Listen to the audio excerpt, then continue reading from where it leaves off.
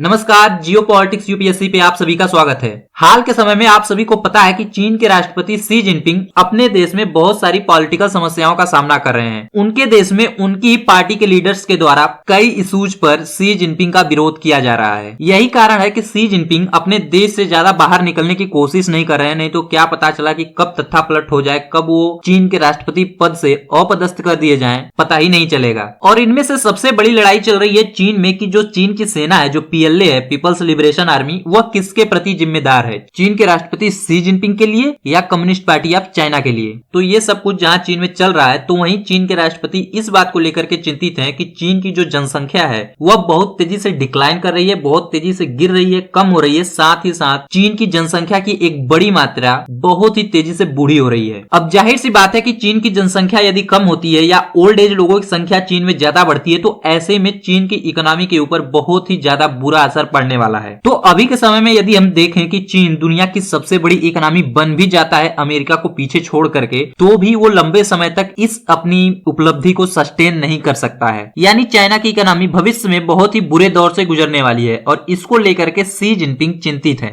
और इसी को लेकर के शी जिनपिंग ने हाल ही में अपने देश में एक नया कानून बनाया है, जिसमें उन्होंने अपने सैनिकों से अर्ज किया है, रिक्वेस्ट किया है कि वो ज्यादा से ज्यादा बच्चे पैदा करें। जी हाँ, लिटरली ये कानून बन चुका है चाइना में और शी जिनपिंग इसको बहुत ही तेजी से प्रमोट भी कर रहे हैं। तो समझते हैं इस टॉपिक को इस वीडियो में डिटेल से कि ये जो नया कानून शी जिनपिंग के द्वारा चीन में लाया गया है ये है क्या, चीन की जो जनसंख्या है वो इतनी तेजी से गिर क्यों रही है, इसके लिए चीन के राष्ट्रपति क्या क्या उपाय कर रहे हैं, जो चीन की जनसंख्या गिर रही है इसका प्रभाव चीन की इकोनॉमी पर क्या पड़ने वाला है, साथ ही साथ ये जो सब कुछ चीन में किया जा रहा है उसमें पॉलिटिक्स किस तरीके से इन्वॉल्व है, इसको भी हम समझने का प्रयास करेंगे। लेकिन आगे बढ़ने से पहले यदि आपने अभी तक हमारे चैनल को सब्सक्राइब नहीं किया है तो हमारे चैनल को सब्सक्राइब करना ना भूलिएगा, साथ ही साथ बेल आइकन को भी प्रेस करना ना भूलिएगा। ऑलराइट, तो सबसे पहले हम थोड़ा चीन के डेमोग्राफिक डेवलपमेंट को समझने की कोशिश करते हैं। तो चीन में 1979 से पहले जो चीन का फर्टिलिटी रेट था वो था अराउंड 5 चिल्ड्रेन पर वुमन,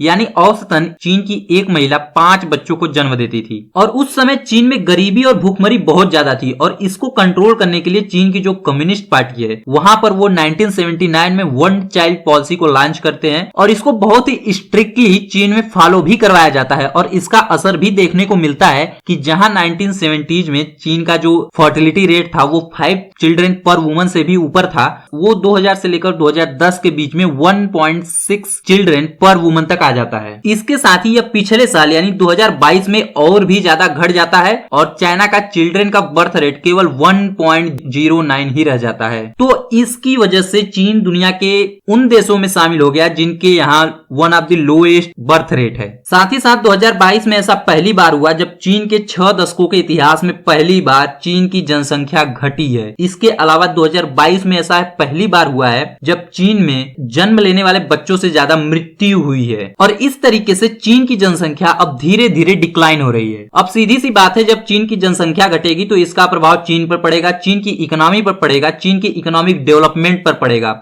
क्योंकि देखिए चीन फिलहाल मैन्युफैक्चरिंग का एक हब है और वहां पे सस्ते दर पे लेबर उपलब्ध है। अब यदि ऐसी स्थिति हो जहां पे चीन की जनसंख्या घट रही हो तो वहां पे आसानी से लेबर उपलब्ध नहीं होंगे। साथ ही साथ चीन में जो लाइफ एक्सपेक्टेंसी है वो भी बढ़ी है। तो ऐसी स्थिति में चीन की जो जनसंख्या है वो तेजी से बूढ़ी भी हो रही है। तो ऐसी स्थिति में चीन की इकोनॉमी के लिए एक बहुत ही जबरदस्त खतरा पैदा हो चुका है। और इसका सबसे बड़ा रीजन है चीन की वन चाइना पॉलिसी, जिसकी वजह से चीन का बर्थ रेट बहुत ही ज्यादा कंट्रोल्ड हो चुका है। पिछले साल चीन का जो बर्थ रेट था वह 1.09 चिल्ड्रेन पर वुमन था। और यदि किसी भी देश की जनसंख्या को यदि उसको सस्टेनेबल बनाए रखना है, स्टेबल उसको रखना है, तो ये जरूरी होता है कि उस देश का जो बर्थ रेट है वो 2.1 चिल्ड्रन पर वुमन तक रहे। लेकिन चाइना में यह बहुत ही ज्यादा घट चुका है और इसके लिए साल 2016 में ही चीन के लोगों के लिए कम्युनिस्ट पार्टी ऑफ चाइना ने ये कह दिया था, ये ऑर्डर जारी कर दिया था कि चीन के लोग अब 2 से 3 बच्चों के पेरेंट बन सकते हैं। अब इसी के तहत एक नया ऑर्डर शी जिनपिंग के द्वारा निकाला गया है उनके सैनिकों के लिए कि उनके सैनिक इस पूरे मुहिम को लीड करें और इस पूरे कानून को बनाया गया था पिछले महीने सितंबर में ही, लेकिन इस न्यूज को आने में थोड़ा देर लगा और ये बताया जा रहा है कि सी जिनपिंग ने इस कानून को 7 सितंबर को ही इसको साइन कर दिया था, इसको अप्रूव कर दिया था, साथ ही साथ 10 सितंबर को ही इसको इफेक्ट में भी ला दिया था। यानी इतनी जल्दी इतनी तेजी से इस पर काम किया जा रहा है। तो अब देखिए चीन के राष्ट्रपति सी जिनपिंग ने अपने इस नए कानून में चीन के सैनिकों के लिए क्या क्या प्रावधान किए हैं, क्या क्या इंसेंटिव्स दे रहे हैं ताकि जो चीन के सोल्जर्स हैं वो ज्यादा बच्चों को प्रोक्रिएट कर पाए। तो अब देखिए इस कानून को लेकर के चीन के विशेषज्ञ ये कह रहे हैं कि ये जो मूव है चीन के राष्ट्रपति सी जिनपिंग के द्वारा, यह मिलिट्री को और ज्यादा प्रोफेशनल बनाने के लिए और ज्यादा अट्रैक्टिव कैरियर ऑप्शन बनाने के लिए चीन के युवाओं के लिए ये लाया गया है। इस पूरे कानून में जो प्रावधान किया गया है वो 33 आइटम प्लान बनाया गया है, जिसका पूरा डिटेल तो सामने नहीं आया है, लेकिन जो डिटेल सामने आया है वो ये है कि चीन में बर्थ रेट को बढ़ाना है। बर्थ रेट बढ़ाने के लिए लोगों को इंसेंटिवाइज करना है, खास तौर से सैनिकों को, रिलेटेड सर्विसेज को। चीन में बर्थ रेट को बढ़ाने के लिए उनको पूरा टेक्निकल सपोर्ट भी प्रोवाइड करना है। अब देखिए इसमें इंसेंटिव्स क्या दिए जा रहे हैं। चीन की जो मिलिट्री फोर्स है उसके द्वारा, जो चीन का ट्विटर है वीबो, उसके ऑफिशियल अकाउंट से ये ट्वीट किया गया है कि चीन के सैनिकों को हर साल 5 दिन की एक्स्ट्रा वेकेशन यानी छुट्टी दी जाएगी, जो नए पेरेंट्स बने हैं उनके लिए, ताकि वो अपने फैमिलीज के साथ कुछ समय बिता सकें। साथ ही साथ जिन सैनिकों के 3 बच्चे होंगे उनको अलग से एक्स्ट्रा मंथली सैलरी दिया जाएगा, वो भी तब तक जब तक उनका बच्चा 3 साल तक का नहीं हो जाता है। इसके अलावा उन्हें वन टाइम रिवार्ड भी दिया जाएगा। साथ ही साथ उनको, उन सैनिकों को नया घर खरीदने के लिए $50,000 तक की क्रेडिट भी दी जाएगी चीन की सरकार की तरफ से। उनको उसमें कुछ छूट भी दिया जाएगा ताकि आसानी से चीन के सैनिक नए घर को भी खरीद सकते हैं। तो इस तरीके से चीन के राष्ट्रपति इस कानून के जरिए एक तीर से कई निशाने साधने की कोशिश कर रहे हैं। एक तो सी जिनपिंग अपने देश में बर्थ रेट को सुधारना चाहते हैं, उसको और बढ़ाना चाहते हैं, साथ ही साथ क्रेडिट लाइन दे करके ताकि सैनिक नए घर खरीद पाए। इसके जरिए वो अपने देश में जो उनका रियल एस्टेट पूरा सेक्टर है, जो एक तरीके से तहस नहस हो रहा है, इकोनॉमी को बहुत ज्यादा बर्बादी की तरफ ले जा रहा है, उसको सुधारने का कोशिश कर रहे हैं। साथ ही साथ अपनी इमेज को भी सुधारने का कोशिश कर रहे हैं और चीन के सैनिकों के ऊपर अपने पकड़ को भी मजबूत बनाने का कोशिश कर रहे हैं। अब देखिए इस मुद्दे को हम बाद में डिस्कस करते हैं कि इसमें पॉलिटिक्स क्या है, लेकिन पहले हम ये समझते हैं कि चीन की जो पॉपुलेशन है कितनी तेजी से डिक्लाइन हो रही है, कितनी तेजी से बूढ़ी हो रही है। इस पहले डेटा को समझिए और इसका प्रभाव चीन की इकोनॉमी पर क्या पड़ेगा, पहले इसको समझते हैं। तो देखिए मैंने आपको पहले ही बताया कि चीन का बर्थ रेट गिर चुका है। चीन का जो करंट में बर्थ रेट है वो है 1.09 चिल्ड्रन पर वुमन, और यदि किसी भी देश की जो जनसंख्या है उसको सस्टेनेबल रखना है तो उसके लिए जरूरी है कि उस देश का जो बर्थ रेट है वह होना चाहिए 2.1 चिल्ड्रन पर वुमन, तभी जाकर के उस देश की जनसंख्या को एक सस्टेनेबल बनाया जा सकता है। साथ ही साथ चीन में लाइफ एक्सपेक्टेंसी भी बढ़ी है। इसकी वजह से हुआ क्या है कि साल 2020 तक चीन में जो बुजुर्ग लोगों की संख्या है, यानी 60 साल से ऊपर के लोगों की संख्या है, वो है 17.8%, यानी लगभग 18% के आसपास। और यह बताया जा रहा है कि साल 2040 तक यह बढ़ के हो जाएगा 32%। यानी अब सोचिए पूरी चीन की जनसंख्या में 32% आबादी यानी 32% आबादी 60 साल से ऊपर होगी। इसके अलावा ये डाटा 2060 तक बढ़ करके हो जाएगा 66%। अब आप सोचिए कि साल 2060 तक चाइना की 66% आबादी 60 ईयर यानी 60 साल से ऊपर की होगी। आप इसका अंदाजा लगा सकते हैं, किसी देश की जनसंख्या की आधी से भी ज्यादा आबादी 60 साल से ऊपर की होगी। अब आप सोचिए उस देश का क्या हाल होगा, क्योंकि अभी आप जानते हैं चीन को यह जाना जाता है कि चीन एक मैन्युफैक्चरिंग हब है और उसका सबसे बड़ा कारण यही है कि चीन की जनसंख्या बड़ी है, साथ ही साथ यंग पॉपुलेशन की वजह से उसको बहुत ज्यादा फायदा मिला है। वहां पे सस्ते में लेबर उपलब्ध हुए हैं। लेकिन जब चीन की जनसंख्या धीरे धीरे बूढ़ी होती जाएगी, धीरे धीरे बुजुर्ग होती जाएगी, तो ऐसी स्थिति में चीन की इकोनॉमी के लिए एक बहुत ही बड़ा खतरा उत्पन्न होने वाला है। क्योंकि चीन में जो लाइफ एक्सपेक्टेंसी है वो बड़ी है, तो इसकी वजह से सोशल सर्विसेज के ऊपर दबाव पड़ेगा, पेंशन फंड के ऊपर,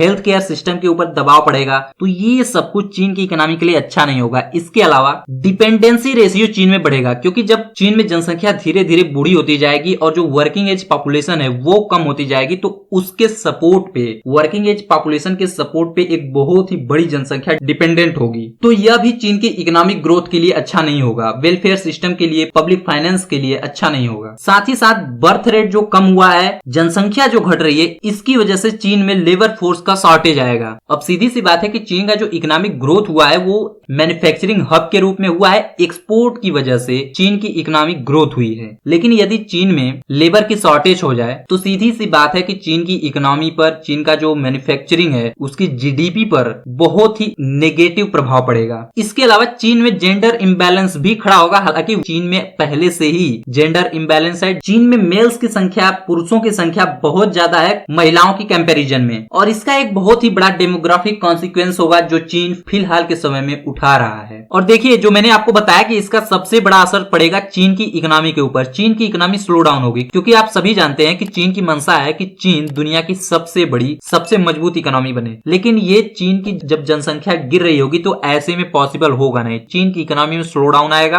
तो चीन दुनिया की एक बड़ी इकोनॉमी लंबे समय तक नहीं रह सकता है। यदि ये एक बार को अचीव भी कर लेता है, अमेरिका से बड़ी इकोनॉमी बन भी जाता है, तो चीन इसको सस्टेन नहीं कर पाएगा और यह चीन में इकोनॉमिक स्लो डाउन आना निश्चित ही है। साथ ही साथ चीन आज तक मैन्युफैक्चरिंग हब बन पाया, इसका बड़ा कारण रहा चीन की जनसंख्या ही, चीन की युवा लेबर फोर्स, जिसकी वजह से चीन में सस्ते दर पे लेबर उपलब्ध होते थे। चीन में बहुत सारी मैन्युफैक्चरिंग कंपनियां स्थापित हुई और चीन इस तरीके से मैन्युफैक्चरिंग हब बनने में कामयाब हो सका। लेकिन अब जब चीन में धीरे धीरे लेबर का शॉर्टेज होगा तो ऐसी स्थिति में वहां पे लेबर कास्ट भी बढ़ेगा, तो इससे चीन में एम्प्लॉयमेंट घटेगी। साथ ही साथ जो मैन्युफैक्चरिंग कंपनियां हैं वह चीन से निकल करके दूसरे देशों में शिफ्ट होना शुरू करेंगी। इसके अलावा अभी हमने यही डिस्कस किया है कि साल 2040 तक चीन की 32% आबादी 60 साल से ऊपर होगी। साथ ही साथ 2060 तक 66% आबादी 60 साल से ऊपर होगी। तो ऐसी स्थिति में पेंशन और हेल्थ केयर के ऊपर गवर्नमेंट को, चीन की गवर्नमेंट को बहुत ज्यादा ध्यान देना होगा। और ऐसी स्थिति में चीन के रिसोर्सेज ज्यादा लोकेट होंगे इन सभी सेक्टर्स में, तो चीन का जो ग्रोथ होगा वो निश्चित तौर से प्रभावित होगा। अब देखिए, चीन की जनसंख्या के कम होने का असर हर सेक्टर में पड़ेगा, चाहे इनोवेशन हो, चाहे एंटरप्रेन्योरशिप हो, सभी जगह चीन की इस जनसंख्या कमी का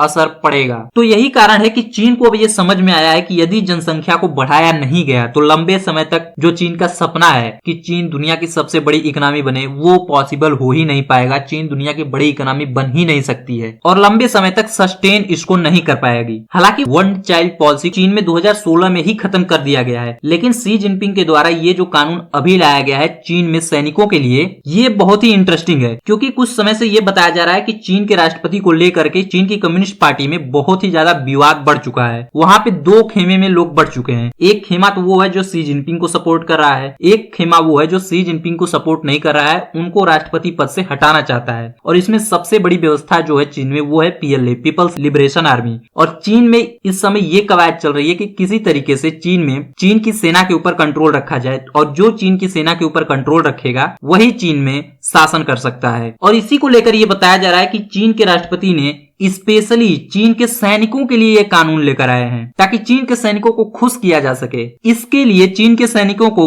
वो अलग अलग इंसेंटिव भी प्रोवाइड कर रहे हैं। अब देखिए, चीन के राष्ट्रपति Xi Jinping communist party of China के हेड भी हैं, यानी जनरल सेक्रेटरी भी हैं, साथ ही साथ चीन के आर्मी के यानी पीपल्स लिबरेशन आर्मी के हेड भी हैं। लेकिन हाल ही में कुछ समय पहले ये देखा गया था कि कम्युनिस्ट पार्टी ऑफ चाइना की तरफ से, पार्टी के जो बड़े लीडर्स थे उनके तरफ से ये बयान आया था कि जो चीन की सेना है पीपल्स लिबरेशन आर्मी, वह उत्तरदायी है कम्युनिस्ट पार्टी ऑफ चाइना के प्रति, न कि जनरल सेक्रेटरी के प्रति। तो अब ये दरार देखने को मिल रहा है कि चीन के राष्ट्रपति और पार्टी के अन्य लोगों में किस तरीके से एक पावर स्ट्रगल चल रहा है। हालांकि इस टॉपिक पर मैं आप सबके लिए एक अलग से वीडियो लाने का प्रयास करूंगा कि किस तरीके से चाहे चीन के फॉरेन मिनिस्टर हों, चाहे चीन के डिफेंस मिनिस्टर हों या रॉकेट फोर्स के चीफ हों, ये किस तरीके से चीन में गायब किए जा रहे हैं, उसके पीछे क्या पावर स्ट्रगल चल रही है। तो फिलहाल इस वीडियो में इतना ही।